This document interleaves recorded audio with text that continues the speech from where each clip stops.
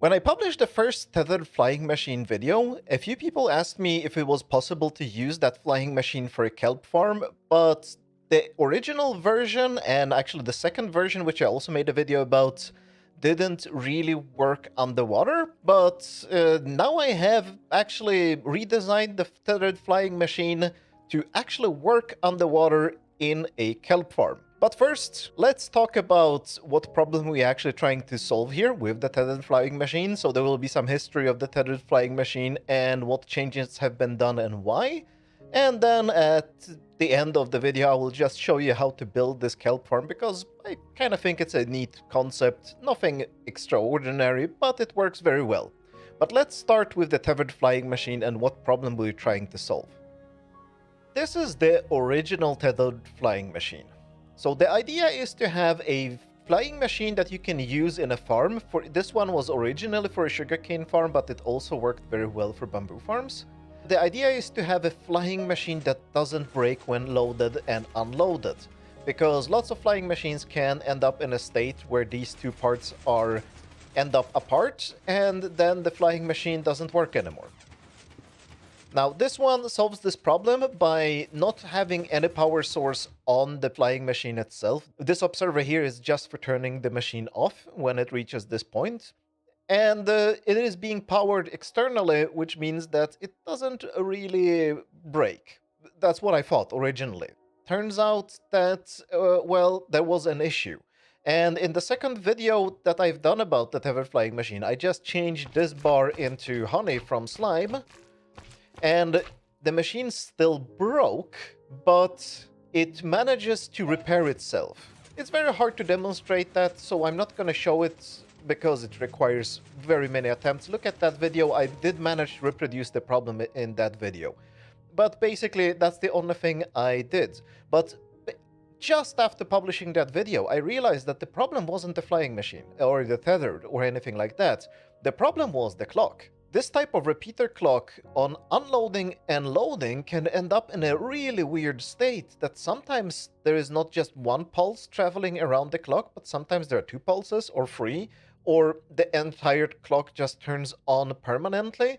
I have no idea why that happens. I consider that to be a complete bug in Minecraft, but since then I have designed a new clock.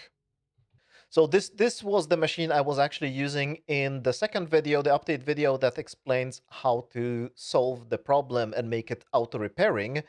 But since then, I updated the clock. The clock is two droppers pointing at each other with one item in them.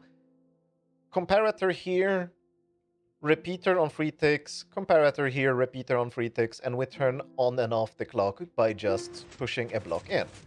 And this clock has exactly the same properties as that repeater clock. It's just, well, it works differently and seems very reliable. I have now been using this in my Let's Play world for several months and haven't had a single problem since I updated all the machines. And yes, there is still one machine that needs updating to the new version, and it has had problems. So, yeah. The clock was definitely an issue, but it's also nice that we have made the machine self-repairing. But as you can see, there is a lot of repeaters here, and any water that comes down on these repeaters means trouble. And, well, if we have kelp growing here, this is not gonna work. The water is definitely gonna pour over the repeaters and destroy the flying machine. So we need a solution to this problem. So we have a truncated version of the tethered flying machine here. Let's remove these repeaters because we cannot use them. And the idea is to use observers up here. And the reason why the repeaters are so nice, as you can see, there is a slime block flying around here and it's touching the repeaters, but the slime block doesn't affect the repeaters at all. Now, if we put the observers down here, this slime block would stick to the observers and that wouldn't work. So we need to have the observers above. Now, as you can see, this piston gets powered. That's not a problem. Technically, we could power this piston by just adding a block here, and it would now get powered through quasi-connectivity. Unfortunately, it doesn't get updated. But there is a relatively simple solution for this. We just add a node block to update the piston, and then we need to extend the slime to let the piston know that something is happening. And now this does work. It is very annoying though. When I was developing this on a stream, Boyen had a very good idea for how to solve this. And it is to place powered rail here, and that updates the piston, and this works. The problem is, this is not submersible anymore. But fortunately, this version, while it's annoying in the free air, it's not annoying underwater because water actually mutes the note block. So this is the version we're going to be using in the kelp farm. And this is the only change that is necessary to make the machine work underwater. There's also some fiddling about the mechanism that turns off the clock, but it's no big deal, and you can just see how it's done in the world download. So this is the flying machine inside a kelp farm, and as you can see, it is submerged here. It does have the note blocks here, and I can just turn it on to start the harvest. This has already grown quite a bit, so this might get a little bit laggy, but it's not too bad. And we cannot hear the note block, so we're good. The only annoying bit about the flying machine is prevented by the water, and everything else works just like expected. The flying machine flies through, harvests the kelp. We're gonna talk about this in a second, how the kelp farm actually works, and the machine has finished harvesting and comes back, and we will see how the mechanism that turns it off works, because it's a little bit different from the earlier versions. Click, and it's done. So the difference in how this machine turns off compared to previous ones is that this observer on the flying machine, it powers this block, which pulls up this slime block, which pulls up both this block and this observer. And to make a long story short, this makes it reliable where the machine parks, because otherwise it could end up either over this block or over this block, and this makes it reliable. And the reason is that we both cut off the clock and remove this observer, which transmits the signal from the clock into the line of repeaters. That's the very short version. It took actually quite some debugging to get this working, but this is how it works here. So the way I would recommend to build this farm is to start by just building the basic mechanism and then testing if it works. And yes, that means listening to the note blocks. And yeah, it works fine. You should end the repeater line and the observers one block before the end wall here. So you need glazed terracotta here on these blocks and these blocks because they are being touched by slime or honey. Technically, you probably don't need the glazed terracotta here, and yes, I'm recording this later so we don't have to listen to the annoying note block. You technically don't need the terracotta here, you could just replace this with some other block. This part here is a little bit indent because that's where the flying machine parks, so that the kelp can even grow here. After verifying that the flying machine works correctly, it's time to build a wall. I have no strict recommendation for how high you should build this. I think you will get almost as good rates even if it's just 5 blocks high, but 11 blocks I have found that the kelp never grows too high. So that is probably the most tested configuration. Just build it as high as you want. You can build it even 25 blocks high and harvest once a week, but that's probably a terrible idea. So the kelp grows in 2 separate tanks. The glass has to be here to protect the repeaters in the middle. And we just build walls all around here to contain the kelp. So I will, of course, just build one side because they are exact mirrors of each other. As you can see, the wall here in the middle is 3 blocks lower down. That's because the water will be flowing from up here to down here. Now let's just fill in the bottom layer with water, and so we can already plant the kelp.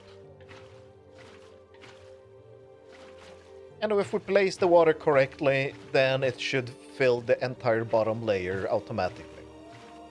And now we need to plant kelp everywhere. Now is also good time to build the loot pickup system, which will be in the middle. It's just placing some packed ice here, where the items will be flowing into whatever loot pickup system you choose to build. And we need to build this bit of the other tank. This would be just normally the other tank, but now I'm just gonna build glass here to keep the water in. And in this channel here, we pouring water.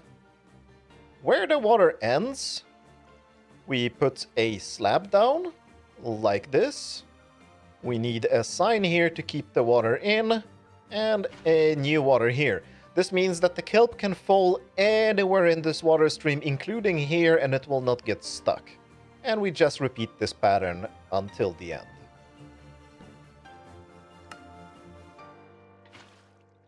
And over the stream, we place fence gates, so that the water, because there will be water sources up to here, and we want to prevent them from flowing in, so there will be a lot of fence gates here. And so that the items don't get stuck on them, we need to open all of them. Now is the bit that if you watched my Let's Play series where I built this the first time, I struggled with this part so much, but now I have figured out a much better way of doing this. Create a dirt platform or some other block that is easily removable on this level here, and just fill the whole thing in.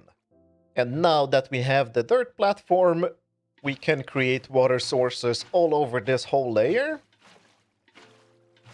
This will make our life much simpler later. Trust me, you definitely want to do it this way. And I just realized that I made a mistake when building this. This top 3 layers have to be offset here 1 block back. Like this. And now the fun part. Now we're placing in the scaffolding. So the scaffolding serves a very peculiar purpose in this farm. And by the way, you need to place the scaffolding from both sides because it doesn't want to build more than how many ever block it is, this much. So the purpose of the scaffolding is that items that are flowing through scaffolding have no collisions with the scaffolding from below, but they do have collisions from above. So if any kelp flows through water, because there will be water here below, of course, any items that flow up through the scaffolding will land on the scaffolding and stay there. And the reason why we want to have the scaffolding here in the first place, in other farms, people are using waterlogged signs and other things that are waterlogged, so this is not the only solution that exists, but I like it. It's really funny to have scaffolding used like this. The reason why we want to have the scaffolding is that the kelp can grow really, really high, and we don't want to build that tall farm. Normally the kelp won't grow that high, but sometimes if you're unlucky, it might. And when the kelp grows through flowing water, because we will have flowing water here that will be serving as the loot pickup system, if the kelp grows into the flowing water, it converts it into water sources, and that will completely ruin the water layout here. I'm using scaffolding here. There are designs that are using waterlogged signs and other waterlogged blocks here. So let's fill this in, whole thing with a layer of scaffolding. And now we have scaffolding here, and as you can see, it is waterlogged. So I can put the scaffolding into water sources, and that will waterlog the scaffolding, and that just makes our life easier. Now, a bit that is gonna probably be slightly annoying to do in survival, and it is to punch out all the dirt. Because now we want the water to flow down. Technically, you could have done it before placing the scaffolding. That's probably a matter of taste. Just made the placing of the scaffolding slightly easier, I think. But now we need to remove all this dirt. And now we need another layer of water sources, but not all the way, just 6 blocks out. So 1, 2, 3, 4, 5, 6. Let's create a temporary wall here that will keep the water in. And the scaffolding is also nice to work with because we can actually walk on it. And now we're just creating water sources. So we place the water every other block and in the corner blocks, every other block, every other block, every other block, every other block. And that automatically converts the rest of the area into water sources. And now everything is water sources here. And now we're placing the next layer of scaffolding. You probably need to do it from below. So in survival, you will probably punch out one scaffolding here, dive here and click up. And now we have one scaffolding here, repaired that damage. And now we can place it like this. And just cover this whole area, just like we did with the area below. And the last thing that remains is to remove this temporary line of blocks that was keeping the water in because they are no longer necessary. And we need to place water sources here as well so that the kelp can flow nicely into the loot collection system. And now the farm is almost usable. We can already start the harvest, but as you can see, the kelp doesn't really want to flow up. And my recommendation is to now go away for maybe a couple of hours, because this is very slow, and the reason for that is because not all here are water sources. So actually most of the water here is not water sources. If you just let the kelp grow up to maximum height, all or at least the absolute majority of all the water in here will turn into water sources, and that will speed the kelp going up. But as you can see, we have a problem, and that is that the kelp overshoots the water channel, and well, it would be flying into the other tank, and it will probably just bounce between the water streams until it falls down. But we can just make that a smaller problem, but by placing iron bars here, which is always a massive pain to do it right because of how small the hitbox is, but that's what makes them so good for loot pickup systems. And now, when we get some kelp to loot here, you can see it's going through the scaffolding, it is hitting the iron bars, and it's falling into the loot system. And here you would build whatever loot processing you would want. Now this farm here is just triggered manually, but as we can see, it still works even though there are not water sources all over the place. It's just very slow because of that, but the kelp is still being picked up. And we also hearing the annoying note block here, so let's move to the normal sized version one. And this one is triggered just by a daylight sensor. And so it will run once at sunrise and run once at sunset, and that's pretty much good enough. The kelp doesn't grow too high. Actually, it has grown too high already here because I have turned off the daylight cycle for recording this video, but normally it wouldn't grow this high. That's pretty much perfect rate for filling up furnaces and being able to process everything in a normal loot system without it despawning. And speaking of that, rates. Everybody cares about rates. So the width of the flying machine and therefore the tank is 12 blocks, and that just makes sense to make it 12 block wide here. Every 8 by 12 area generates enough kelp for about one smoker. More or less, you would probably need to have maybe like 10% extra smokers depending on how big you build this, just to handle any variation in the rates and how often we pick things up. But 8 by 12 generates around 700 kelp per hour. So one smoker for an 8 by 12 area, so the example farm here is 40 by 12, which is just enough to feed 10 smokers. And that is a perfect rate, so you don't need any complicated loot system. You can just handle everything with hopper lines.